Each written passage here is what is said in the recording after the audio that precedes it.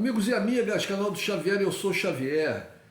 Gente, está sendo divulgado pela mídia aqui no Brasil e por canais no YouTube também, a informação de que estariam acontecendo jogos, ou melhor dizendo, operações militares, exercícios militares na Venezuela, com a participação do Irã, da China, da Rússia. Na verdade, essas operações seriam patrocinadas, dirigidas, coordenadas pela Rússia, como uma provocação aqui aos Estados Unidos, que aconteceriam aqui na Venezuela, voltadas ali para o Mar do Caribe, e que atingiriam, de certa maneira, toda a região aqui do Caribe, da América Latina, que é considerado por muitos como quintal dos Estados Unidos, né? Pelos americanos é considerado uma área de influência americana, onde eles sempre fizeram e aconteceram. E existem muitos governos alinhados com os americanos, governos de direita, como por exemplo o governo do Jair Bolsonaro, né? Que no seu início ensaiou até uma possível intervenção militar na Venezuela. Só voltou atrás. Bom, o governo Trump, que era o sustentáculo, né, o incentivador e o sustentáculo dessas pretensões brasileiras de combater o comunismo aqui na América do Sul, o governo Trump foi embora, acabou, né? Trump perdeu a eleição e o Bolsonaro, de tanto que atacou o governo Biden, ficou muito difícil assim uma aproximação verdadeira e significativa com o governo Biden. Mas eles tinham essa pretensão. O governo brasileiro, né, a cúpula dos militares brasileiros, tinha essa pretensão de fazer algum tipo de operação militar na Venezuela, né, de participar de alguma maneira. Isso foi abortado antes da queda do Trump porque os russos, é o que se diz, né, os russos teriam entregue à Venezuela algumas baterias antiaéreas, né, russas. Os russos têm as melhores, os chamados S-300, S-400, e parece que tem até o S-500. As melhores baterias antiaéreas, as melhores defesas antiaéreas do mercado internacional de armas. E se por acaso o Brasil fizesse algum tipo de intervenção, essa intervenção teria que acontecer, isso olhando assim pela ótica da estratégia militar, ela teria que acontecer por meio de um ataque aéreo, né, por bombardeios, destruição de bases militares na Venezuela, para depois entrar um exército por terra, porque é complicado ali a Venezuela, a fronteira da Venezuela com o Brasil, tem muitas florestas, muitos rios, aquilo ali é a região amazônica, né? Então é uma região de difícil penetração por terra, principalmente se tiver defesas, né, terrestres poderosas. Então a ideia do Brasil era fazer um ataque aéreo. Talvez esse ataque poderia ser até não pela nossa Força Aérea, pela Força Aérea Brasileira, mas pela Força Aérea Americana, que sem dúvida nenhuma tem um poderio muito grande, mas sem o risco de terem seus aviões abatidos, porque a Venezuela até então não tinha defesas aéreas significativas. Depois que eles destruíssem bastante as capacidades operativas das Forças Armadas venezuelanas, algum tipo de força que poderia incluir aí brasileiros e colombianos atacaria por terra, né, para fechar o negócio, e os americanos iam ficar super felizes. Mas isso foi por terra, porque a aproximação entre Venezuela e Rússia, a entrega dessas baterias, treinamento militar também, que parece que forças venezuelanas receberam, e talvez até outros tipos de armamento, dificultaram muitas coisas. Dificultaram as coisas. Então os americanos, não fica tão fácil, por exemplo, se não fica fácil nem para a Força Aérea Americana, quanto mais para uma Força Aérea Brasileira ou colombiana atacar a Venezuela, porque essas baterias, essas aeronaves seriam com certeza abatidas, né, pelas novas defesas venezuelanas de fabricação russa. Tornaria a coisa muito mais difícil. E soldado brasileiro, principalmente, soldado não, coitados dos soldados, mas os generais brasileiros, eles não têm experiência de guerra. Fala-se muito das Forças Armadas Brasileiras, que nós temos os melhores soldados da selva e tal, mas o Brasil não participa de guerra há quanto tempo? Guerra é uma coisa que você tem que fazer, entendeu? Você tem que fazer guerra para você poder ter alguma capacidade, né, de batalha real. Você tem que testar a coisa no fogo real, né? E o Brasil não tem isso, né? E não vai ser com um batalhão de selva que a gente vai ganhar uma guerra. Né? A gente teria que ter armamento de qualidade, a gente não tem. A gente não tem. O Brasil há muito tempo só compra refúgio, recebe, compra ou recebe doação de refúgio americano. Né? Isso há muito tempo. Nossas Forças Armadas estão falidas e nossos generais só ficam preocupados aí com urna eletrônica. Como é que a gente pode confiar na defesa de um país, fazer uma guerra com esse tipo de comando militar que nós temos? Com esses caras que vivem no século XX, na Guerra Fria, pensando em destruir o comunismo e não sei o quê, né? Apoiando um governo como esse de Jair Bolsonaro. Quer dizer, essa tristeza. Mas, falando dos tais jogos militares, das tais operações militares, dos exercícios militares, como eu disse, muitos canais, muitos jornais vêm noticiando isso já há algum tempo. Esses jogos estariam acontecendo, esses exercícios estariam acontecendo, terminariam no dia 27 agora. Já vi informações que terminariam no dia 17, são um pouco contraditórias, mas iriam até o dia 27.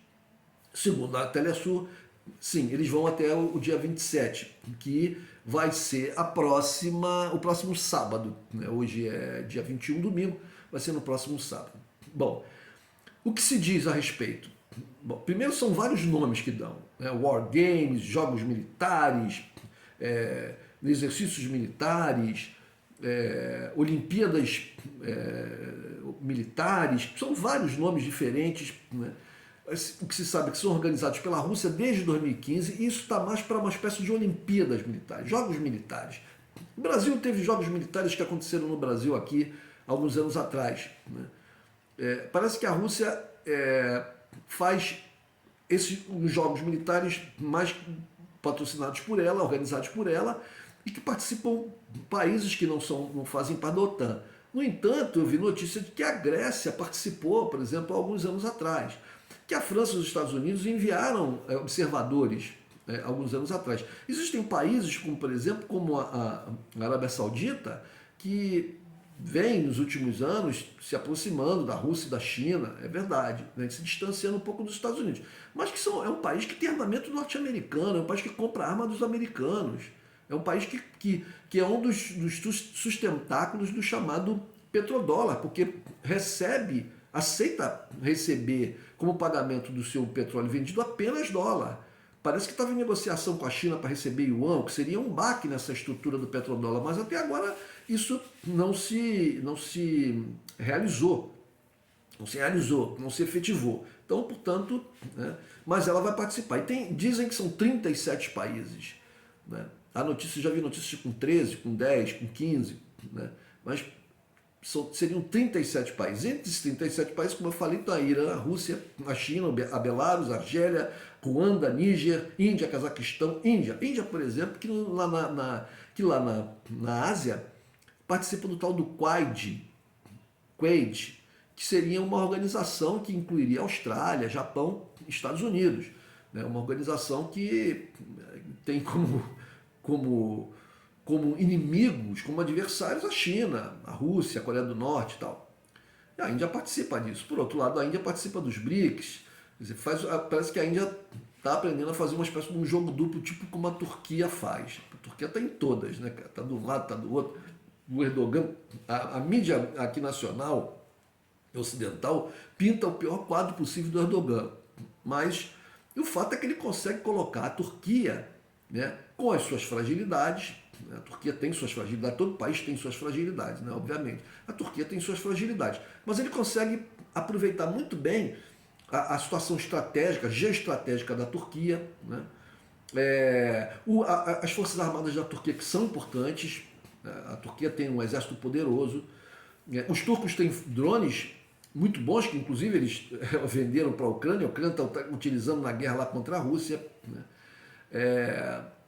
Então, por causa disso, por causa dessa posição estratégica, dessa força militar grande, a Turquia vem conseguindo ter um papel muito destacado no mundo. Vocês vejam que o Erdogan negocia com Putin, aí vai e negocia com Zelensky, aí fala com a OTAN e barra a entrada da Finlândia e da Suécia na OTAN, depois vai negociar com a Finlândia e com a Suécia, e tem ameaça fazer guerra contra a Síria, bom, ou seja, ela está em todas. Tem acordos de uma espécie de uma expansão, né, do poderio turco, ou de uma identidade turca ali para regiões da Ásia, como o próprio Azerbaijão e outras regiões.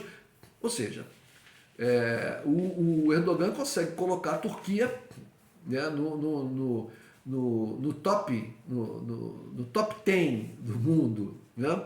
Apesar dela, não, volto a dizer, apesar dela ter suas fragilidades, não ser uma grande potência industrial, econômica, né? Não ser um grande produtor de petróleo, não ser um grande exportador de alimentos, coisas assim, que colocariam lá no top da questão econômica, né? Não tem armas nucleares. Quando tem lá, são armas da OTAN, mas ela faz esse jogo, ela utiliza o fato de se pertencer à OTAN, né, para conseguir um respeito da Rússia. Por outro lado, ela consegue um respeito dos Estados Unidos pelo fato de ter acordos com a Rússia em comprar, inclusive, armamento da Rússia, contrariando os Estados Unidos, contrariando o esquema da OTAN, porque quem pertence à OTAN não pode ter arma russa, né? Mas a Turquia comprou, há não muito tempo, inclusive baterias como essas, baterias antiaéreas, os S-400, como essas que se diz que a Rússia entregou para a Venezuela.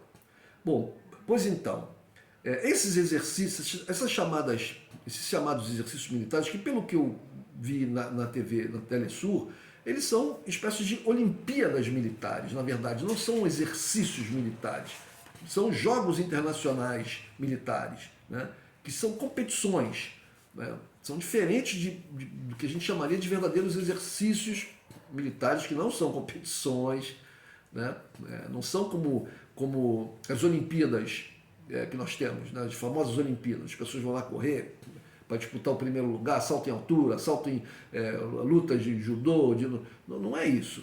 Né? Exercícios militares são coisas diferentes, é treinamento para guerra.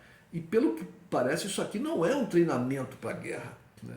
Mas é claro que pode ser utilizado como. Né?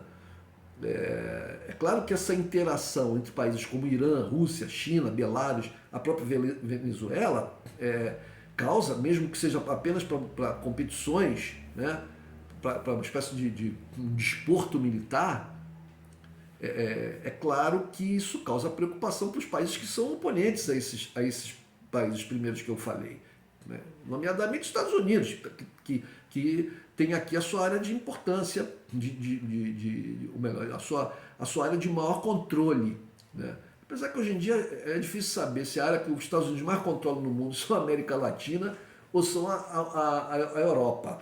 Eu acho que a Europa está mais subjugada, né, aos interesses americanos no momento do que a América Latina, porque na América Latina você tem vozes dissonantes a isso, né? Os vários países que têm governos de esquerda na América Latina, você vejam, por exemplo, a Argentina é dissonante a esse poderio americano aqui, tem se aproximado da China e da Rússia. Cuba, historicamente, Venezuela, a própria Bolívia, a Nicarágua, né? Antigamente só tinha Cuba como destoante na América Latina inteira com relação à política norte-americana. Hoje em dia, vamos lá, eu citei aqui Argentina, Venezuela, Bolívia, Cuba, Nicarágua, são 5 países, pelo menos assim de pronto, né? Nós temos a eleição agora do Petro lá na Colômbia, que tem um trabalho difícil, vamos ver, né, ao que ele veio, vamos ver se ele é um esquerda fake ou se ele realmente vai fazer ele está desagradando muita gente. Já vi canais aí militares aí muito incomodados porque ele fez uma mudança drástica lá nas Forças Armadas, substituindo o comando das Forças Armadas. Fez uma coisa drástica. É claro que vai ter resistências. Vamos ver até onde ele vai conseguir ir. É fato que, bom, ele era prefeito da capital e é fato também que ele colocou como sua vice uma mulher, que é uma mulher negra, a primeira vez que uma mulher negra chega num cargo tão alto assim na Venezuela, na Colômbia, perdão. E essa mulher é conhecida pelos seus trabalhos na área social, né? Na luta de direitos e tal. Então vamos ver até onde que ele vai conseguir chegar, porque a coisa não é fácil, a coisa é muito difícil. Bom, mas aí voltando aos jogos, esses jogos são realizados, parece que desde 2015, esses chamados Jogos Internacionais Militares, ou Olimpíadas Militares, são realizados desde 2015, como eu falei. Não é uma coisa que aconteceu agora. Mas a mídia está colocando como se fossem aqui no Brasil. Tem gente, o Brasil precisa se preocupar. Ora, é impressionante. Por que o Brasil tem que se preocupar com a Venezuela? E não tem que se preocupar, ninguém fala em Brasil se preocupar com a Colômbia, que tem bases militares americanas. Bases militares americanas. Isso é outro problema para o Petro. Como é que ele vai se livrar disso? Que país ocupado dificilmente se liberta do ocupante sem sangue. Dificilmente. Vocês vejam, volto a falar da Europa, o que está acontecendo na Europa? A Alemanha está se praticando um araquiri, dando um tiro no pé. É ocupada militarmente pelos Estados Unidos. A Europa toda, existem várias bases militares americanas nos Estados Unidos. Bases americanas na Europa, né? Na Itália, na Inglaterra e tal. Esses países estão sendo levados, a Europa inteira está sendo levada ao suicídio. Veja o que está acontecendo lá. Inflação alta, desemprego, falta de gás, né? Um medo terrível do inverno, porque estão no verão. Quando chega o inverno, se bater 15 graus abaixo de zero na Alemanha, acontece, como é que as pessoas vão fazer nas suas casas sem aquecimento? Ou tendo que pagar 10, 20 vezes mais o preço do que pagavam antes. Pense em você, que tem uma conta de luz na sua casa, que pode ser de, vamos botar aí, R$ 250 por mês, R$ 300 você paga. E de repente essa conta pula para R$ 3.000. Né? Pense, muita gente não vai ter dinheiro para pagar. Agora você imagina se o aquecimento da tua casa depende disso, dessa conta de luz, do pagamento da energia elétrica, que é a energia elétrica é produzida por gás, que vem de um outro país. Aí por questões políticas, ideológicas, eles brigam com esse país e aquele país corta o gás. E aí como é que vocês fazem? Ah, eu tenho 3 mil para pagar. Tudo bem, beleza, mas você tem 3 mil, mas aí não tem gás. Então você vai morrer de frio. Vai voltar ao século XIX, como seus avós faziam. Todo mundo com frio, cheio de casaco. A vida... E as indústrias, como é que vão funcionar? Como é que a Alemanha vai manter as suas indústrias? A Alemanha, a Itália, a parte da Itália industrializada, a França, a Espanha, os outros países. Como é que vão fazer para manter os seus produtos industrializados competitivos no mundo com energia elétrica muito mais cara? 10 vezes, 20 vezes mais cara. Como é que vão fazer? Porque isso vai... essa coisa básica, né, que é a energia que move as indústrias, vai contribuir para o aumento do preço do produto final. E pode contribuir muito. Né? Então, gente, aliado a isso, a Europa inteira está passando por uma seca tremenda. Uma seca tremenda, uma seca que está varrendo da Inglaterra, Alemanha, todos os países ali estão tremenda seca. Queimadas violentíssimas em Portugal, na Espanha, na França. Os rios baixando muito.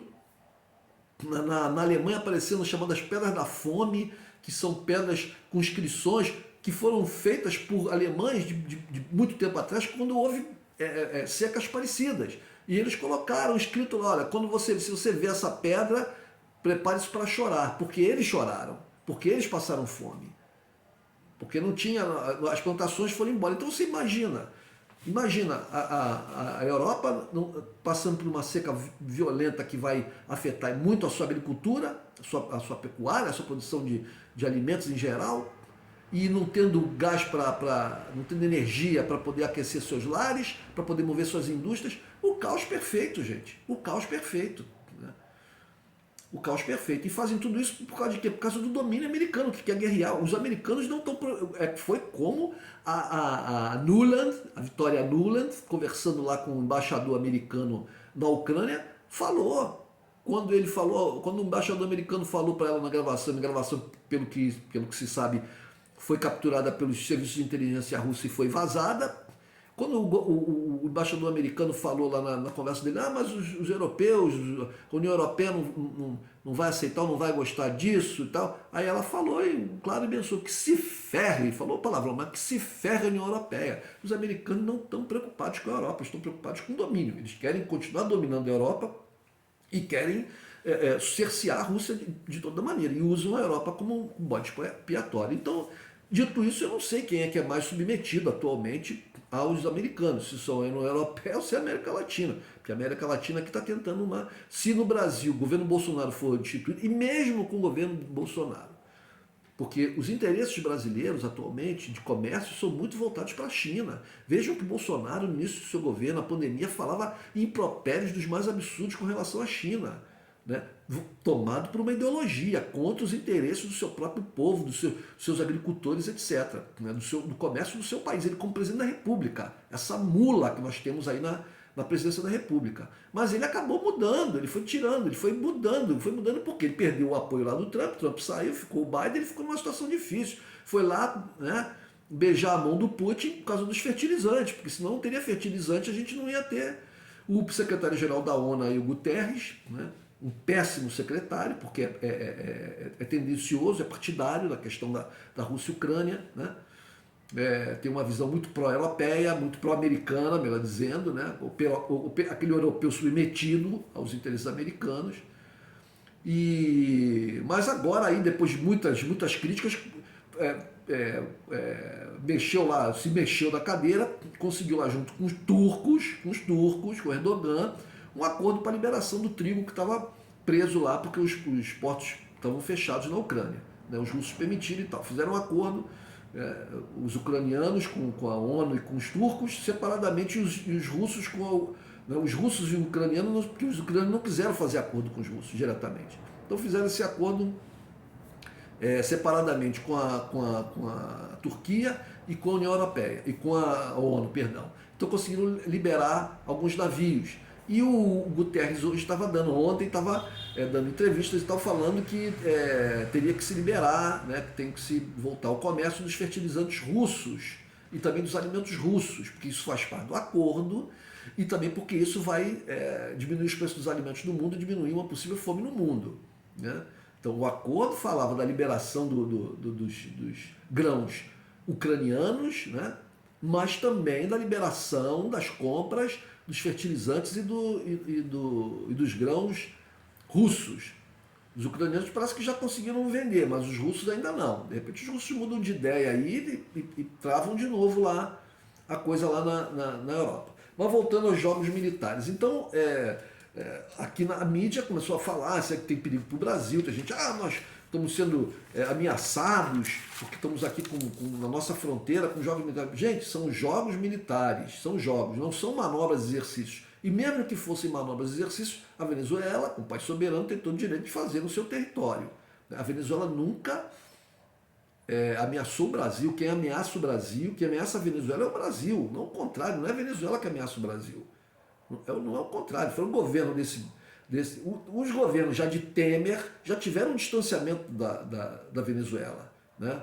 Já tiveram um distanciamento. Nós tínhamos um superávit com a Venezuela e poderíamos continuar tendo, mesmo com a Venezuela em situação econômica difícil como ficou, mas as coisas mudam. O petróleo subiu de preço, a situação econômica dela melhorou, né? Nós poderíamos estar vendendo muitos produtos para a Venezuela, porque nós temos aqui um parque industrial que produz coisas e poderíamos estar vendendo para a Venezuela. Chegamos a ter 5 bilhões de dólares de superávit, né? Mas jogou-se isso tudo por terra por causa de ideologia. A ideologia, quando se age baseado única e exclusivamente na ideologia, isso é muito ruim, muito ruim. Bom, as competições lá dos chamados jogos militares incluem corridas de blindados, disputas entre departamentos de inteligência, simulações de combate, duelos entre atiradores de elite, etc., né? O Brasil já enviou paraquedistas no ano passado para esses jogos militares patrocinados pela Rússia, né? Como eu falei antes, a Grécia também participou no passado. O país que pode se preocupar um pouco mais com isso, né, se preocupa mais com a Venezuela é a Guiana, porque tem lá uma questão o presidente lá venezuelano já tinha falado sobre um território da Guiana que na verdade pertenceria à Venezuela, então a Guiana ficou meio temerosa da Venezuela tentar algum tipo de coisa militar, alguma aventura militar, mas isso não parece estar no radar. São discussões, né, diplomáticas, mas não parece estar no radar. A Guiana também, vamos ser sinceros, a Guiana em nada é a mesma coisa, né? Um país de, sei lá, de pouquíssima gente e é muito influenciado por esse esquema aí norte-americano, europeu, não sei, não conheço muito da Guiana para falar. Mas não há problema nenhum. O nosso problema aqui é o poderio norte-americano. Não é a China. É claro que a gente não vai, sabe, gente, a gente não vai se curvar para a China, não vai se curvar para a Rússia, não é isso. Mas o nosso problema imediato não é a Venezuela e as chamadas Olimpíadas, que querem transformar aí em operações militares, em manobras militares. Né? Dá a impressão para as pessoas aqui que nós temos exército aqui da Rússia, aqui na nossa fronteira, ameaçando entrar. Não é nada disso. Então vamos esclarecer as coisas, vamos falar aquilo que é certo para não mexer, não enrolar a cabeça das pessoas, mais enrolada do que já está. Um abraço, gente.